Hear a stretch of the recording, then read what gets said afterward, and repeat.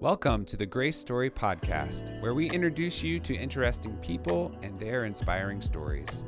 From Grace professors, current students, and distinguished alumni to special guests and speakers on our campus, you can meet new people and hear how they are impacting the world around them. This podcast is recorded and produced at Grace College and Seminary, located on the shores of Winona Lake in the great state of Indiana. This is the Grace Story Podcast. Today we're interviewing Joel Penton. Joel just spoke in chapel earlier today. He is a graduate of The Ohio State University, where he received his bachelor's degree in communications and competed as a defensive lineman for the Buckeyes football team. I think he's wearing a ring there that might show there was a national championship at one point in time. He turned down the opportunity to play in the NFL and turned to ministry instead, and has been speaking across the nation for many years. In 2019, he founded LifeWise Academy, a nonprofit organization dedicated to providing Bible teaching for students within the public school system. He lives in Columbus with his wife, Bethany, and 5 children. Joel, thanks for being on the podcast. Thank you for having me. Okay, I can't mention The Ohio State University without just getting a little bit of your background of like, where'd you grow up? How did football, even hit the radar? And then how did you get to Ohio State? Sure. Well, thank you. I am from a small town, Northwest Ohio, so not too far from here. Yeah, Van Wert. Oh, sure. Yeah, if we wanted a pair of jeans or something. I grew up in Toledo, so not far at all. Yeah. Well, people say, Van Wert, where's that? I say Northwest Ohio. They say near Toledo, and I say, no, that's 2 hours away. Yeah. They say, oh, near Dayton? No, that's another 2 hours away. So it's middle of nowhere, near Fort Wayne. But started playing football at the age of 9 and just loved it. There wasn't a ton to do in my hometown, and so everybody was in sports. I did football, eventually did wrestling, and the Lord blessed it. I mean, I loved it, and so I tried to work hard, but the Lord made me 6'5" and all of that, so I had an opportunity to go play for the Buckeyes. So did you wrestle and play football in high school? In high school, I did. Okay, yes. Yeah, that's awesome. So you get to Ohio State, from small town Van Wert, Ohio. What were some of your sort of first, on campus, a part of the program? What were some of your first aha moments? Well, the life of a football player is pretty different because we are together so much. It's not really the same as the other students, and so most of my experiences, I think of football, and I think the aha or the moment was when I realized, in high school, I was simultaneously often the biggest and the fastest guy on the field. And at Ohio State, I was neither. I was not the biggest, and I was sometimes the slowest guy on the field. And so just that shock of, wow, these guys are animals. I mean, it was really amazing. And then the time commitment as well. I mean, in high school, you did practice, but at Ohio State, we would have a couple hours of film before practice. We'd have practice, then film after practice, then training table. It's pretty intense. Wow. So 2002 is the year where you got that ring that's on your finger. Am I correct? That's right. I was a freshman that year, and I tell people that if they watch that historic game when we won in double overtime, then those who say they saw it, that we have two things in common.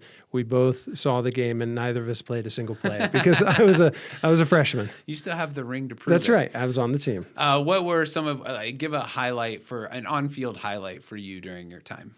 Yeah. So my senior year, we were undefeated in the regular season, and so when we played Michigan, we were ranked number 1 in the country, and they were ranked number 2. Some people dubbed it the game of the century, which is hilarious because the century was 6 years old at the time. But that game we ended up winning, and so the rivalry game earned the right to go to the national championship again. I had a sack in that game. I was going to say, I've seen the highlight of you sacking Chad Hesse in there a couple times, yes. Yeah, so that, and it was senior night, last game in the Horseshoe, and so that was special.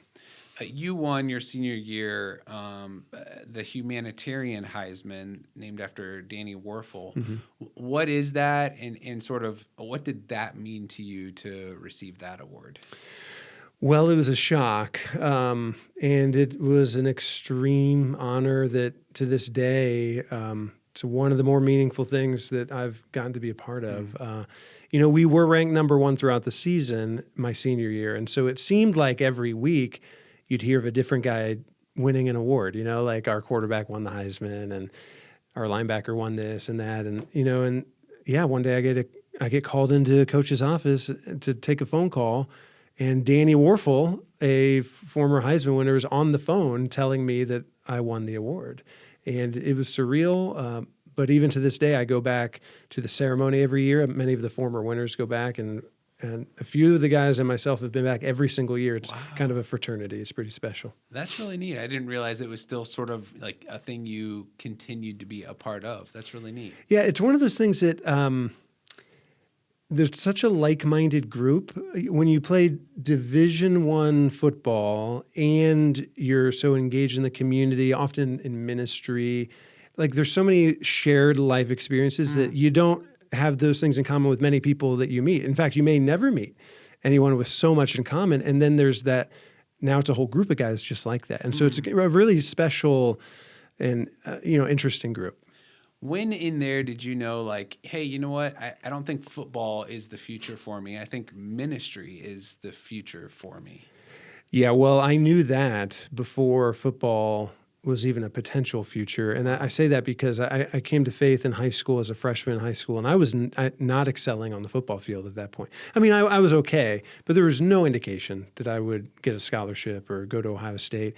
And coming to faith, it was very clear to me the connection between hearing the gospel message and being born again as a new creation. And right away, I had a passion to therefore share that message with anybody I could get to. And so I think even in high school, I was on a track to be in ministry. And I didn't know if that was going to be being a pastor or being an evangelist, or I didn't know what that was going to be, but that's what my goals were. It wasn't until after that football really came together. But even when it did, it was very clear to me that it was only for the purpose of giving me a platform to be able to share the gospel. Wow. What a great testimony right there, and something I wish all of our athletes would, grow in their understanding of. This is opportunity you have to be on the field is simply a larger platform from which to make Christ known. That's what it is. It is. Sports are great. My kids are in sports, but we really, and my wife was a college athlete as well. She was a Division I gymnast. But we really try to emphasize for our kids what sports are about, that they are to prepare you for something greater, that if it becomes the thing, it was never meant to be the thing, right? It's a training ground for character and hard work and physicality. But many of those things, it's those aspects, the character and hard work that you take and apply then to the real world, right? And when sports becomes an end in and of itself, it gets really weird really fast. Yeah. So after graduation, you start your ministry career. What did those, pre-LifeWise Academy, what did ministry life look like for you? And then I'd love to hear sort of the genesis of LifeWise, when the light bulb kind of went off of like, I think there's this thing we could do. Yeah. Well, my wife and I, we got married, we were still in college, and we discussed going overseas even to do mission work, but we thought, no, we have this platform, the Ohio State thing. I had opportunities to travel and speak, and so we said, well, let's just for a little bit, I'll travel and speak and do evangelism. Well, I thought, well, we'll just do this for a year, maybe two, but each and every year, more and more opportunities presented themselves. Soon we were scaling the traveling speaking ministry and bringing on other speakers, other musicians, doing evangelism with public school students, doing a daytime school assembly followed by an evening outreach. And it was going so well. I thought, this is what I'm going to do. This is going to be my life. I'm going to build this speakers network, and we're going to share the gospel with kids in these events. And then that got upended when I was at the Van Wert County Fair, and I ran into a friend of mine. He said, Joel, I'm so glad I ran into you. Your name came up at a board meeting. I'm a part of a ministry that's a released time religious instruction ministry. His name's Tim. And I said, Tim, what is that? I don't know what does that mean?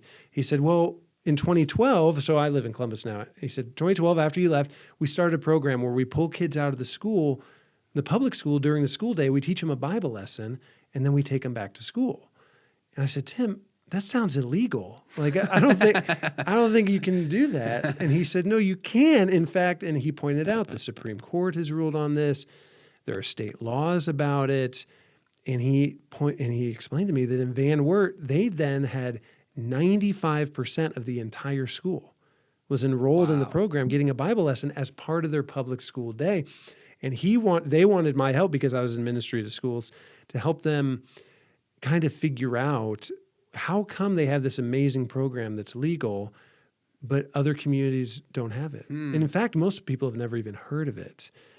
And I tell people that's the day I gave up sleeping because I thought, this is the single greatest missed opportunity. We got to figure this out. We concluded that there's just so many barriers to entry to start one of these because you basically have to start a private school. You got to get a facility and transportation, funding, all that. We said, what if we put the tools together and we removed the barriers and we made a model that was replicable so communities wouldn't need to reinvent the wheel?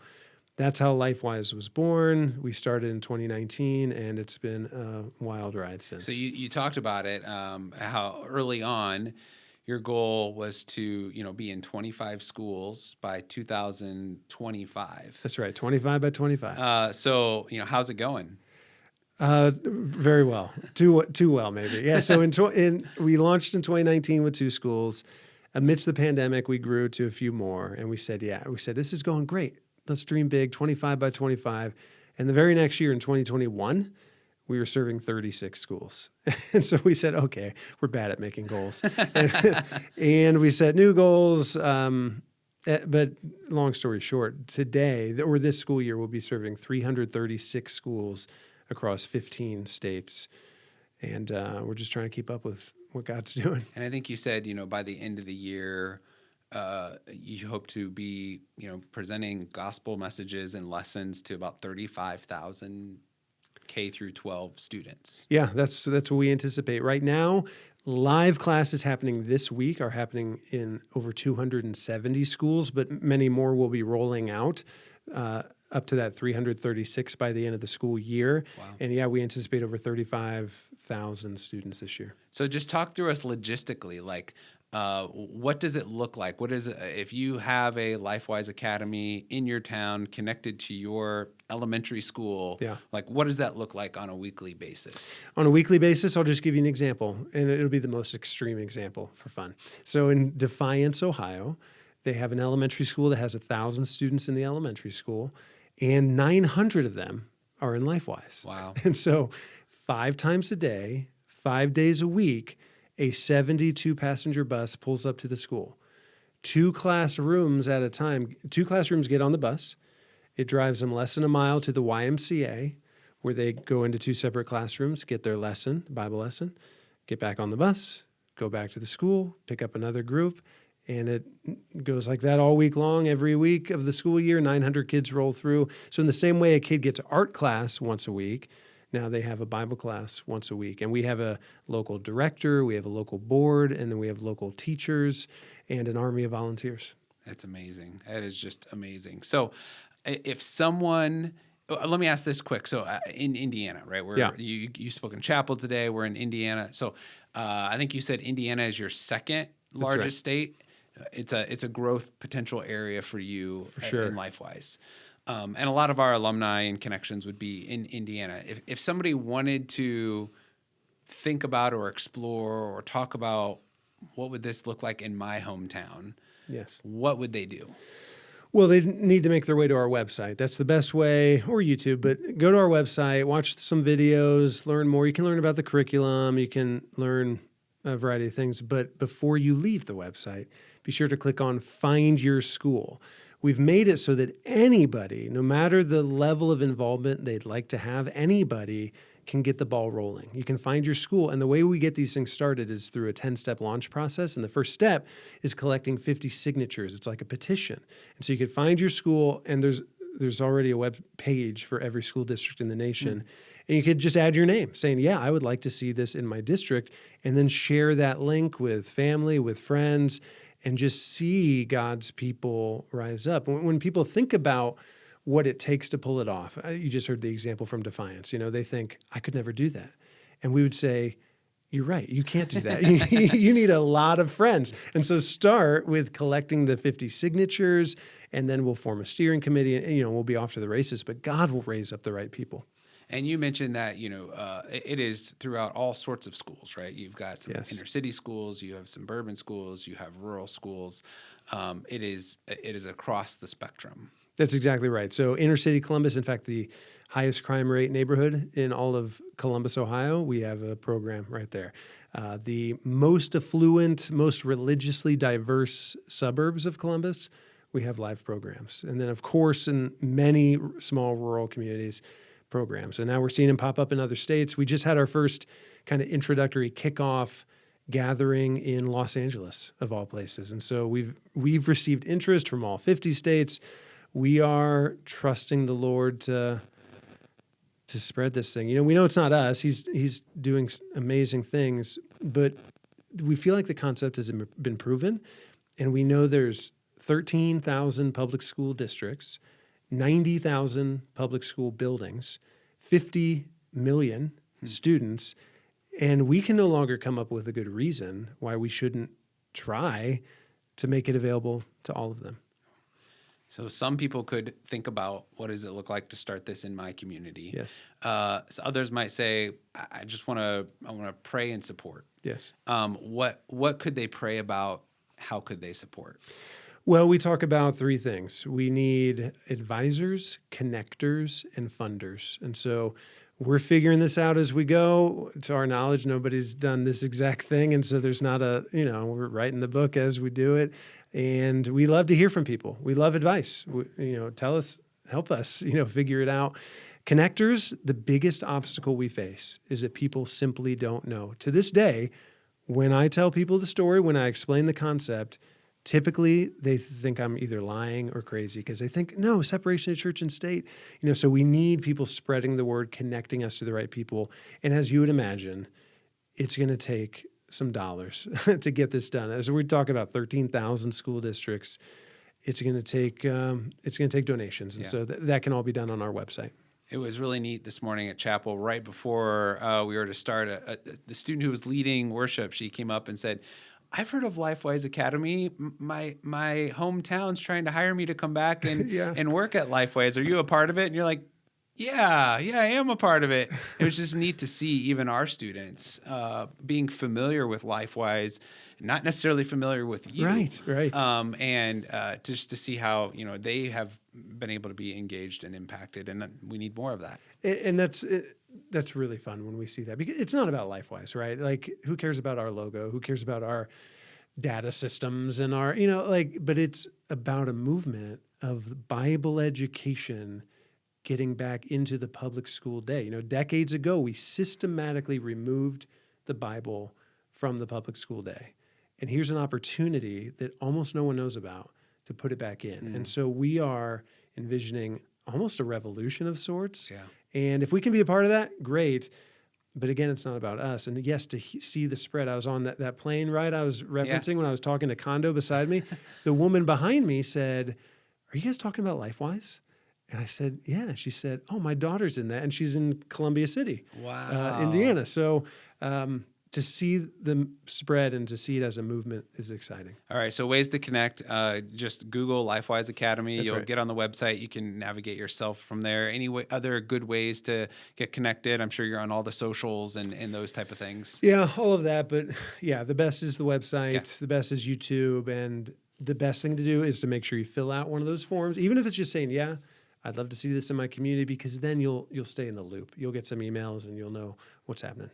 Thanks for being on our campus, for connecting with students, and I know even this afternoon, hopefully connecting with some local pastors as well, and for the way the Lord is using you and your team and your story to make an impact for the gospel, which is what it's ultimately about.